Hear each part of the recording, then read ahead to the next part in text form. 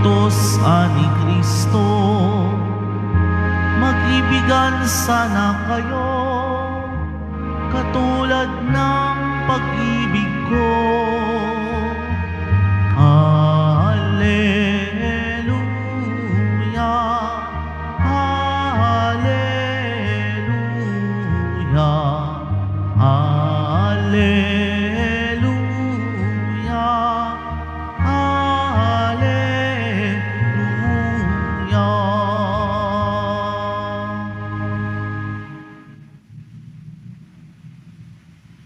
Sumainyo ang Panginoon. At sumaiyo rin. Ang mabuting balita ng Panginoon ayon kay San Lucas. Papuri sa iyo, Panginoon. Noong panahon iyon, may isang eskribang lumapit kay Jesus upang siya'y subukin. Guro, aniya, ano ang dapat kong gawin upang magkamit ng buhay na walang hanggan? Sumagot si Jesus, ano ang nakasulat sa kautusan? Ano ang nababasa mo roon? Tumugon siya, ibigin mo ang Panginoon mong Diyos ng buong puso, ng buong kaluluwa at ng buong lakas, at ng buong pag-iisip. At ibigin mo ang iyong kapwa gaya ng iyong sarili. Tama ang sagot mo, wika ni Jesus. Gawin mo yan at mabubuhay ka. Sa hangad ng eskriba na wag siyang lumabas na kahiyahiya, tinanong niya uli si Jesus, sino naman ang aking kapwa? Sumagot si Jesus, may isang taong naglalakbay buhat sa Jerusalem, patungong Jericho. Hinarang siya ng mga tulisan, kinuha pati damit sa katawan, binugbog at halos patay na ng iwan. Nagkataong dumaan doon ang isang saserdote at pagkakita sa taong nakahandusay, siya'y lumihis at nagpatuloy sa kanyang lakad. Dumaan din ang isang Levita, ngunit tinignan lamang niya ito at nagpatuloy sa kanyang lakad. Ngunit may isang Samaritanong naglalakbay na naparaan doon. Nakita niya at hinarang at siya'y nahabag. Lumapit siya, binuhusan ng langis at alak ang mga sugat nito at tinalian. Saka isinakay ang tao sa kanyang sinasakyang hayop, dinala sa bahay panuluyan at inalagaan doon.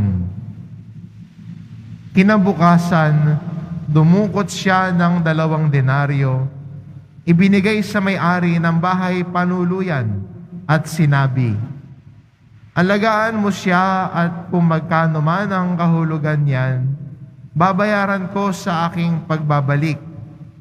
Sino ngayon sa palagay mo ang nagpakita ng pakikipagkapwa sa taong hinarang ng mga tulisan? Tanong ni Jesus. Ang nagpakita ng habag sa kanya, tanong ng eskriba. Sinabi sa kanya ni Jesus, pumayo ka't ganon din ang gawin mo. Ang mabuting balita ng Panginoon. Pinupuri ka namin, Panginoong Hesukristo. Magsiupuan lahat. Sino ang aking kapwa? Ito ho ang tanong ng eskriba kay Jesus. At pinigay ni Jesus ang talinhaga ng mabuting Samaritano. Karamihan naman sa atin alam ang kwentong ito at pamilyar ang kwento ng mabuting Samaritano na habang siya'y naglalakbay, siya'y nagbigay ng oras doon sa taong nangangailangan, tinulungan, inalagaan. Maganda rin po sa atin, buhay Kristiyano, na sa ating pananampalataya,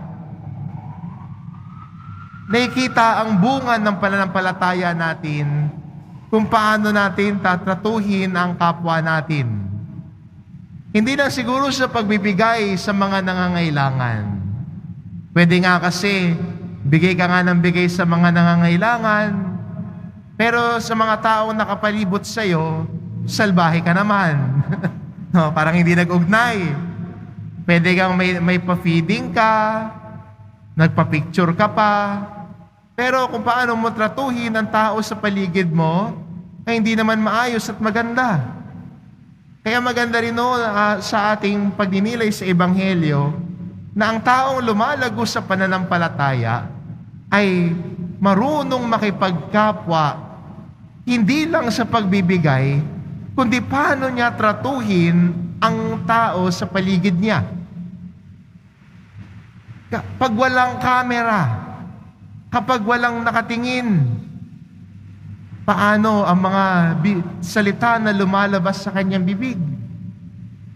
Sa kanyang pagtrato sa kapwa at pag-intindi at pag-unawa. Siguro ito yung tunay na pagmamahal eh. Hindi ko sa ano ang binibigay mo na material na bagay. Kung hindi, ang taong lumalago sa pananampalataya, tinatrato ang tao sa paligid niya ng may pagmamahal at pagmamalasakit. Kung ikaw ay lumalago sa pananampalataya at alam mo ang paninirang puri sa kapwa mo ay hindi maganda, sinasaktan mo ang kapwa mo, hindi mo nagagawin yon. Kung sa tingin mo, sa pag-iisip mo ay ang panghuhusga sa kapwa mo ay hindi nagdudulot ng kabutihan, kaya imbis na manghusga, pabaling ka na tungo sa pag-unawa sa kapwa mo. Doon ka nagiging mabuti sa kapwa mo. Charity is not only when you are giving to someone. Material. Charity is how you treat others around you. At yan po yung magandang challenge sa atin ng ating ebanghelyo ngayon. Kung nais nating lumago sa pagmamahal sa Diyos, simulan nito sa pagtatrato ng may pagmamalasakit sa mga taong nasa paligid natin, sa ating pakikitungo sa kanila, sa ating mga salita, at ganoon din sa ating pag-unawa at pag-aaruga sa kapwa natin. Charity is not only seen in material giving. Charity is seen by how we understand and embrace each other. Sa pagtrato natin sa kapwa natin, doon tayo lumalago sa pagiging mapagkapwa-tao. At dito tayo inaanyayahan at hinahamon ni Jesus sa ating ebanghelyo ngayon na lumago tayo sa ating pakikipagkapwa-tao, tratuhin ang kapwa natin ng may pagmamahal at pagmamalasakit. Amen.